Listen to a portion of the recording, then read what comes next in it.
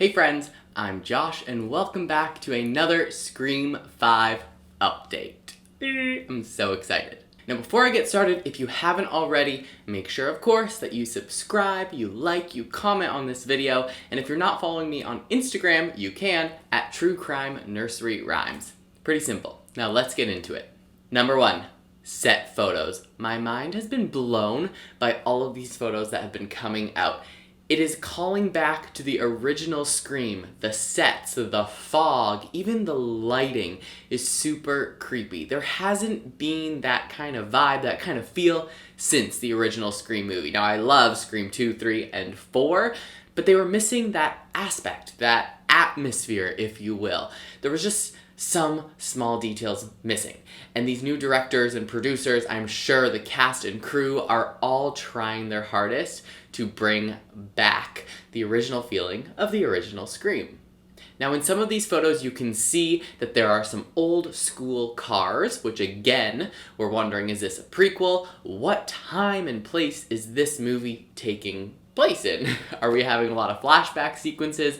We also have a car that looks like Neil Prescott's car, that blue kind of wagon. Remember, Gail and Dewey found this car in the woods in the original Scream movie, and now we see it back on set. Are we going to find out how Billy and Stu kidnapped Sydney's father? I think it'll be really cool to see all of these details from the first Scream that we know that they happened, but how did they happen? We have these ideas and concepts in our minds, those of us that are real fans, but they didn't tell us the whole entire story. So again, I'm down with the prequel / flashback idea.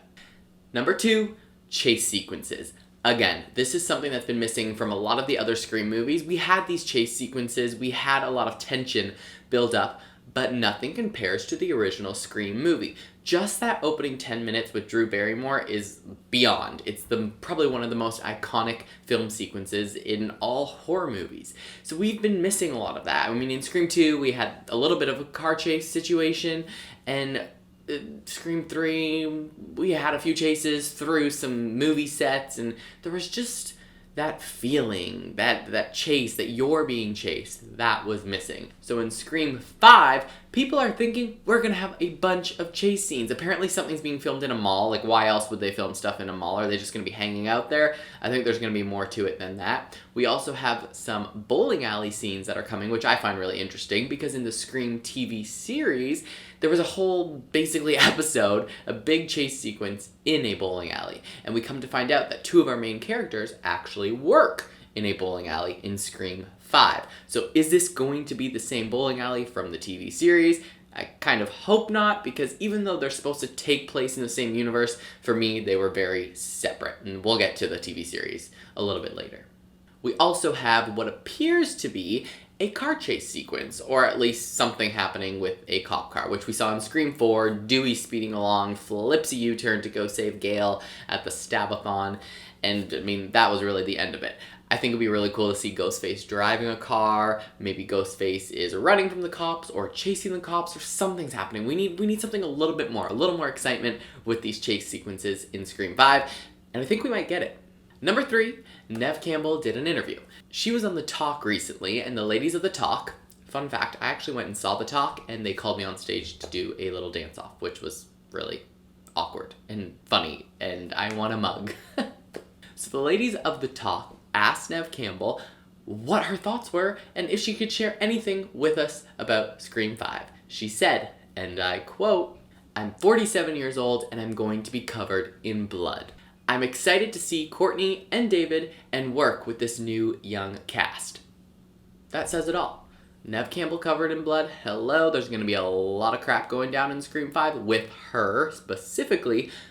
A lot of us have been speculating that she's not going to be in the film that much, but whether she shows up in the end to save the day or she's just in it here and there, she's going to be involved, of course, in a very big way, because she is, after all, Sydney Prescott. But she pointed out that she's excited to work with this new young cast.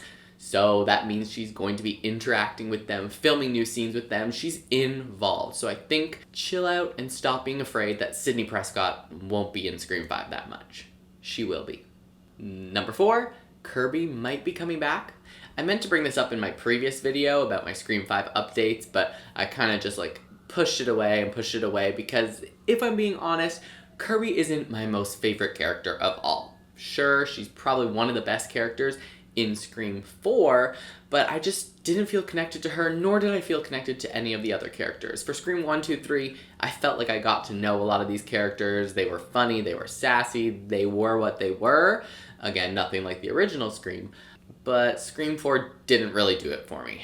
However, Scream 5's release date was pushed back to January 14th, 2022. A lot of us are saying it's because of the pandemic. Everything has been pushed back quite a bit, but Wes Craven, before he passed away, he tweeted that Kirby was probably still alive, that she was moving when we last saw her on screen in Scream 4. The date that he tweeted this was January 14th. So people are thinking that the release date was moved to the date of the tweet saying that Kirby was alive to hint that she's coming back. Who knows? It's a lot, but I think it might be pretty cool. However, I don't think they're going to tell us that she's coming back until the movie is released or until there's a trailer. And finally, number 5, a new Ghostface mask.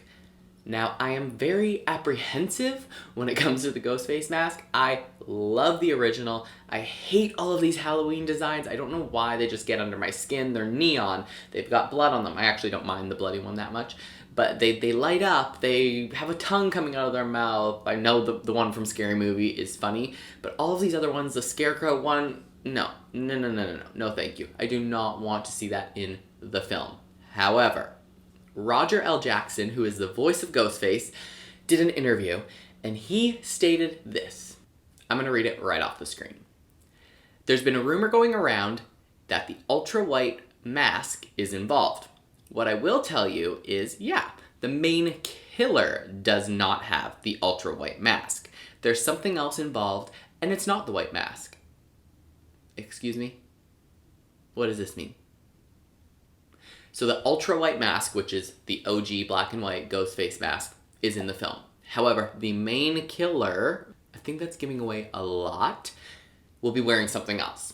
So, people are thinking, it could be the Scarecrow mask. Please don't do that. It could be the zombie mask, which is the decayed one, which I would be okay with. Perhaps this main killer is obsessed with the original kills, so somehow he gets the mask that Billy and Stu were wearing. That I would be okay with. That I can deal with. Do not give me any neon. What I am concerned about is a lot of people are thinking it is the metallic Ghostface mask, because in the teaser for Scream 5, I don't even know if you can call it a teaser, it's just the mask appearing kind of out of the darkness, a little bit of fog in there with the release date. The mask looks somewhat metallic. I'm iffy about this. Like I said, I don't like all these variations. I really enjoy the OG Scream mask, the black and white, the ultra white mask. I find it super creepy.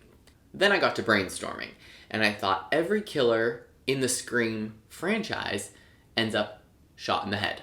I think except for Jill. She got shocked in the head and then shot in the chest, but she wasn't wearing the Ghostface outfit, whatever.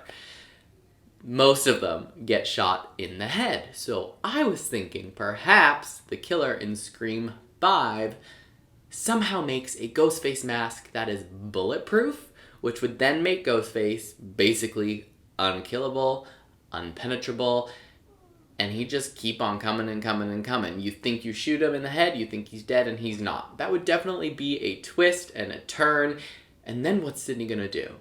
How's she gonna get away? How are they all gonna survive if Ghostface is unkillable? That's all the Scream 5 news that I have for you guys today, but I have another little Scream treat. I created a Ghostface enamel pin. It's very colorful. It says, "Call me," and I think it's really cute, super funny.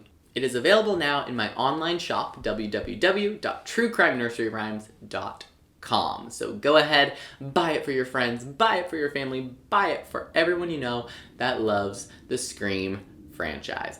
I'll be back with more updates as soon as I get them.